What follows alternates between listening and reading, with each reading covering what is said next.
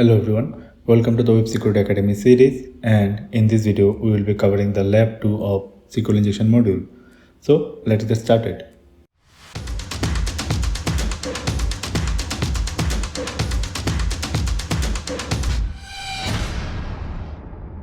This lab contains the SQL injection vulnerability in the login function, and to solve this lab we need to log in as an administrator user. So let's access this lab. Okay, now let us go to the login page. So this is the login page. So this is the username and password. Now in the username field, let me put a single code to understand whether this is vulnerable to the SQL injection or not, or application breaks or not. Now I'll just log in and this is my login request.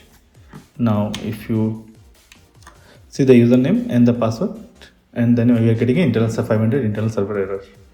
Okay, let me go back, and now what we can do, we can try using the username that is given in the lab, that is administrator,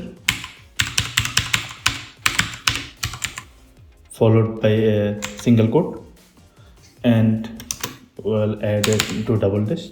So what double dash will do, it will exclude the remaining queries to be executed. And in the password field, I can give any character. Now let us try to log in. And it solves the lab. You can see that we have logged in as an administrator. Okay, thank you for watching this video, and we will see you in the next video.